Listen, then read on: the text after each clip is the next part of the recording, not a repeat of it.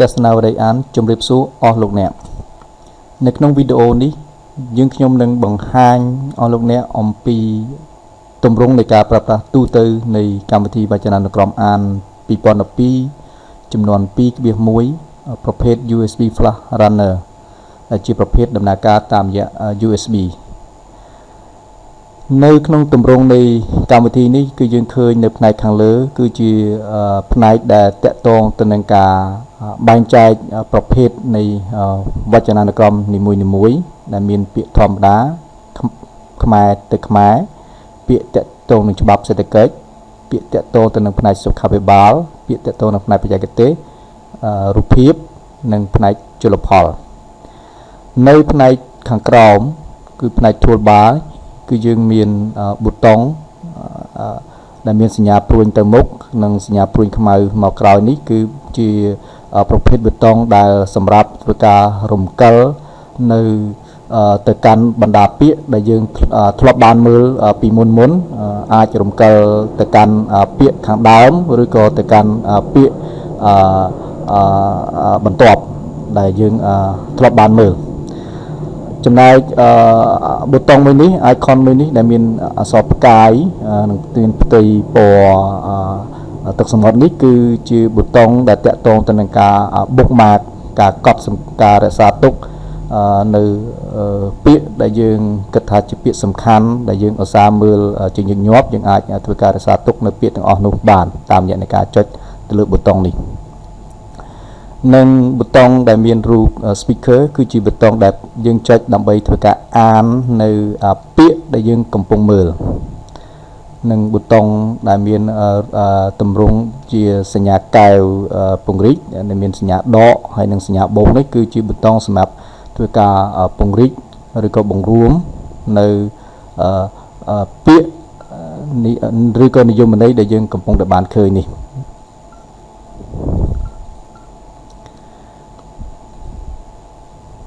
magazine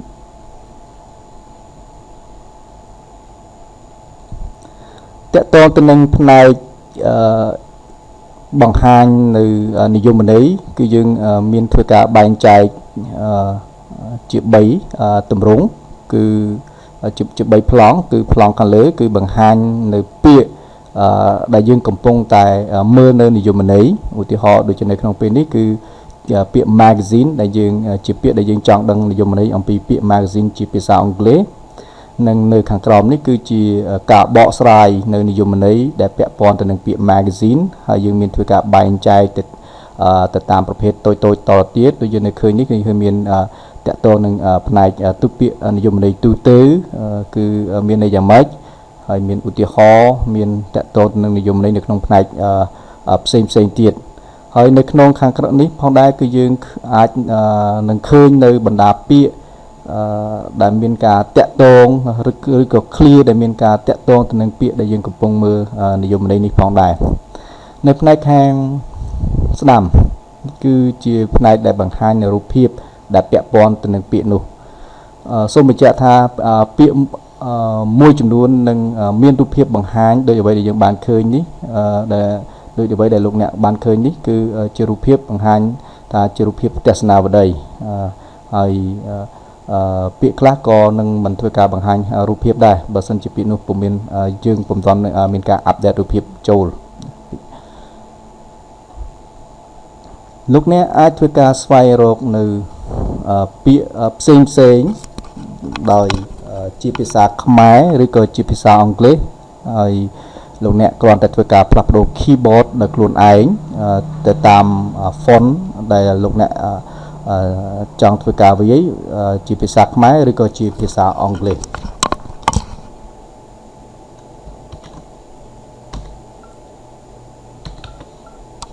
មកពីនេះគឺខ្ញុំកំពុងតែបង្ហាញលោកអ្នកឲ្យឃើញអំពីការ search នៅពាក្យខ្មែរហើយ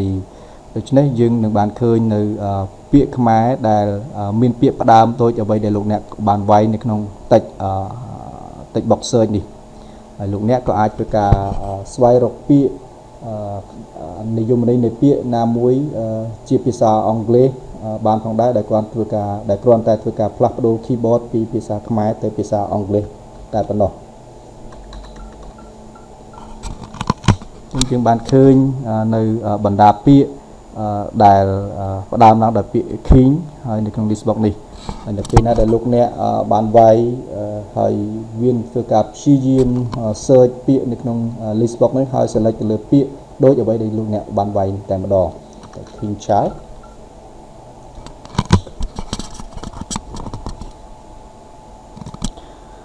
ដូចគ្នាផងដែរសម្រាប់ប្រភេទទស្សនាប្រភេទវចនានុក្រមផ្សេងៗភាសាខ្មែរមកខ្មែរគឺសម្រាប់វចនានុក្រមប្រភេទខ្មែរមកខ្មែរគឺលោកអ្នកពុំមានលទ្ធភាពក្នុងការ search រកពាក្យជាភាសាអង់គ្លេសនោះទេគឺអាចវាយបានតែពាក្យជាភាសាខ្មែរតែប៉ុណ្ណោះទោះបីជាលោកអ្នកផ្លាស់ប្ដូរ keyboard ដើម្បីវាយជាភាសាអង់គ្លេសក៏ដោយគឺពុំមានពាក្យដែលត្រូវបង្ហាញលោកអ្នកនោះឡើយតែសារតែ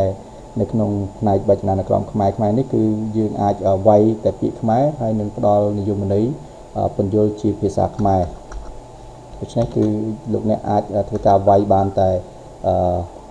ពាក្យខ្មែរហើយនិយមន័យបង្ហាញគឺក៏ជាការបកស្រាយអំពីន័យជាភាសាខ្មែរតែប៉ុណ្ណោះដោយនិយមន័យនិងពាក្យទាំងអស់នេះគឺយើងបានដកស្រង់ចេញពីវចនានុក្រមរបស់សម្ដេចសង្ឃជួនណាត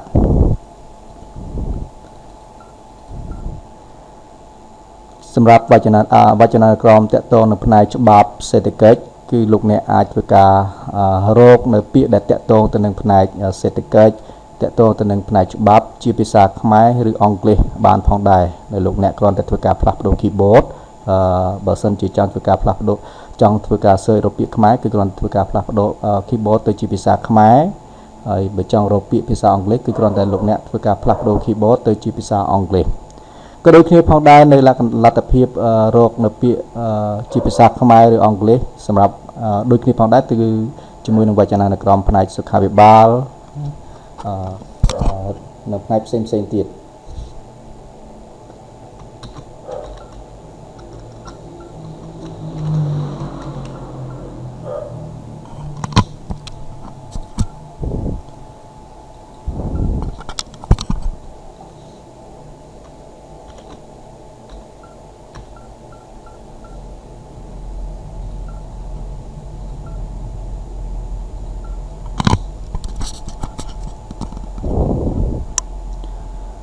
ផ្នែករូបភាពនៅក្នុងផ្នែករូបភាពគឺលោកអ្នកអាចធ្វើការជ្រើសរើសរូបភាពទៅតាមផ្នែកនីមួយៗដូចគឺគ្រាន់តែលោកអ្នកធ្វើការចុចទៅលើ combo box ហើយលោកអ្នកជ្រើសរើសទៅលើប្រភេទនៃរូបភាពណាមួយឧទាហរណ៍តែខ្ញុំនៅពេលនេះគឺខ្ញុំជ្រើសរើសរករូបភាពដែលតាក់ទងនឹងផ្កាអញ្ចឹងនៅក្នុង list box នេះគឺវានឹងបង្ហាញពាក្យដែលតាក់ទងទៅនឹងផ្កាហើយលោកអ្នកអាចធ្វើការស្វែងរកពាក្យណាមួយដែលតាក់ទងនឹងផ្កាតាមរយៈនៃការវាយនៅក្នុង text box search នេះផងដែរ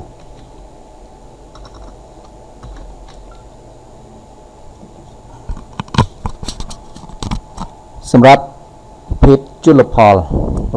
លគឺយើងធ្វើការបែងចែកចេញជាច្រើនប្រភេទដូចជាប្រភេទត្រីទឹកសាបនៅប្រជាណាចក្រកម្ពុជាធនធានជលផលទឹកសាបរងគ្រោះនិងចិត្តផុតពូជធនធានជលផលសមុទ្ររងគ្រោះនិងចិត្តផុតពូជធនធានជលផលសមុទ្រក្នុងប្រជាណាចក្រកម្ពុជាធនិកសត្វក្នុងប្រជាណាចក្រកម្ពុជាដែលព័ត៌មានទាំងអស់នេះគឺយើងទទួលបានពីផ្នែករដ្ឋបាលជលផលនៃក្រសួងកសិកម្មរុក្ខាប្រមាញ់និងនេសាទនៃប្រជាណាចក្រកម្ពុជាយើង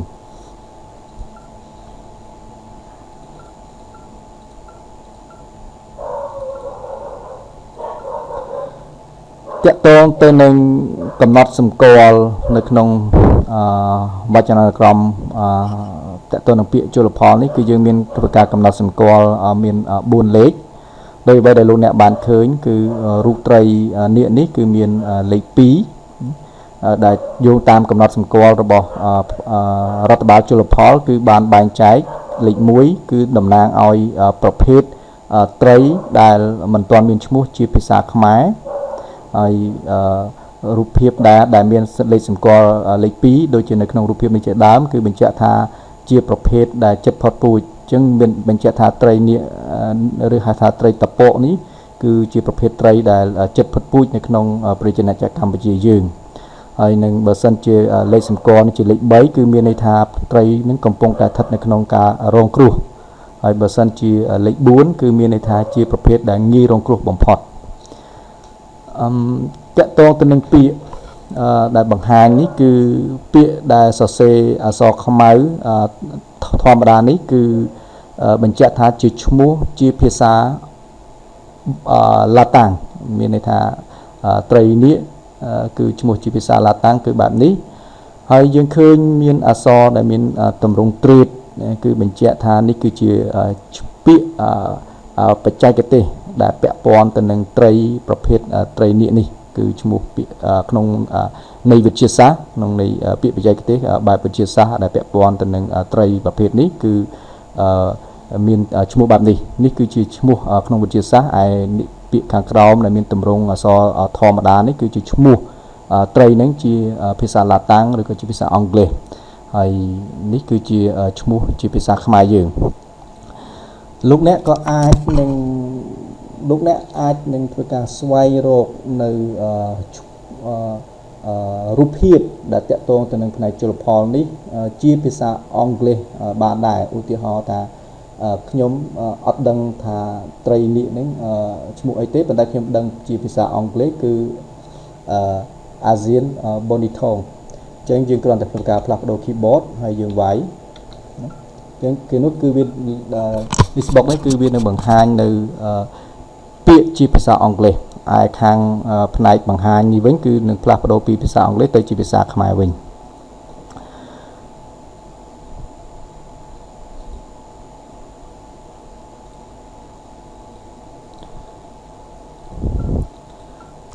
តកតងទៅនឹងការបង្ហាញនិយមន័យលោកអ្នកអាចមើលនិយមន័យទាំងអស់ហ្នឹងហើយបើសិនជាមានពាក្យណាមួយដែលមិនច្បាស់ឬក៏លោកអ្នកចង់ដឹងពីនិយមន័យរបស់ពាក្យហ្នឹងលោកអ្នកអាចចុចទៅលើពាក្យហ្នឹងហើយវានឹងធ្វើការ link ទៅរកនិយមន័យនៃពាក្យដែលលោកអ្នកកំពុងបានចុចឥឡូវនេះគឺខ្ញុំចុចទៅលើពាក្យ also ដែលជាពាក្យមួយដែលស្ថិតនៅក្នុងនិយមន័យនៃអ្វីដែលកំពុងបង្ហាញនេះអញ្ចឹងពេលនោះវានឹងធ្វើការបង្ហាញយើងនៅនិយមន័យដែលតកតទៅនឹងពាក្យ also នេះផងដែរដូចគ្នាផងដែរសម្រាប់វចនានុក្រមខ្មែរគឺនិយមន័យដែលកំពុងតែបង្ហាញយើងនេះគឺយើងអាចនឹងមើលនៅនិយមន័យនៃពាក្យណាមួយនៅដែលកំពុងបង្ហាញនៅក្នុងនិយមន័យដែលលោកអ្នកកំពុងបានឃើញនេះឧទាហរណ៍ថាខ្ញុំចង់ដឹងពាក្យនិយាយវាមានន័យបែបម៉េចគឺយើងអាចចុចទៅលើ